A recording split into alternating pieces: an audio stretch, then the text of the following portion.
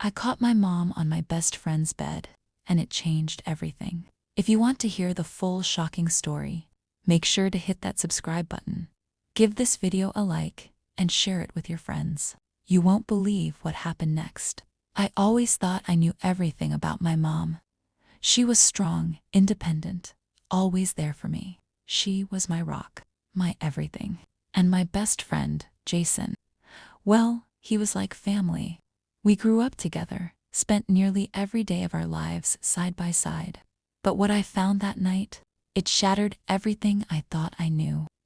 It was just an ordinary Friday night. Jason and I had been hanging out, laughing, catching up like we always did, but something felt off. I couldn't put my finger on it. Jason had been acting a little distant lately, avoiding eye contact when we spoke, even getting a bit defensive when I asked about his love life.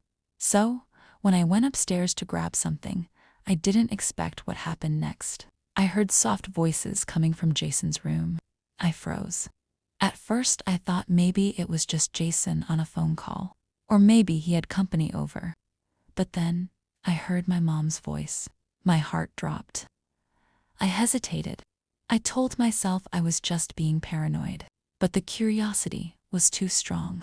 I pushed the door open just a crack. What I saw was enough to freeze me in place. There, on Jason's bed, lay my mom and my best friend entangled. Jason's arm draped over her, as if they were the only two people in the world. They both looked up, shocked. The air felt thick. I couldn't breathe. I didn't know what to say. The world felt like it was collapsing around me. Mom. I couldn't even get the words out properly. Jason scrambled to get off the bed, but my mom stayed where she was, her face red with embarrassment. She looked at me, not with anger, but with something else. Something I didn't understand. I can explain, honey, but I couldn't let her.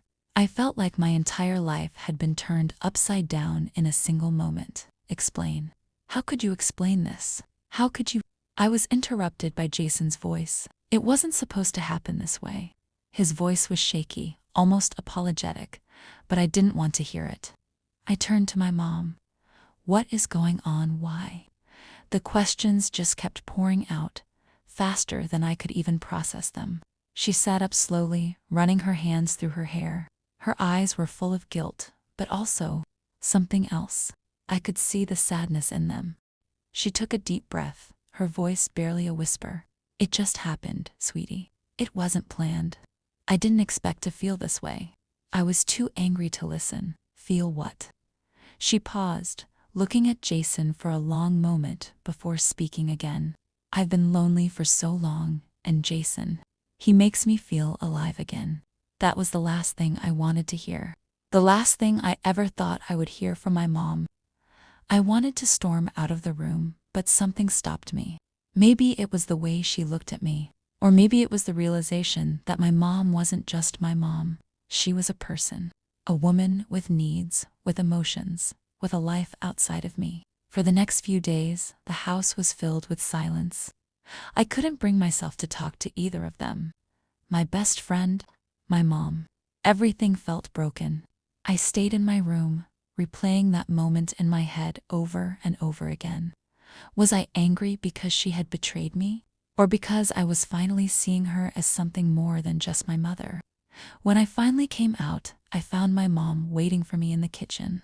She looked at me with those same sad eyes. I know you're angry. I get it. But I need you to understand, this wasn't just about sex.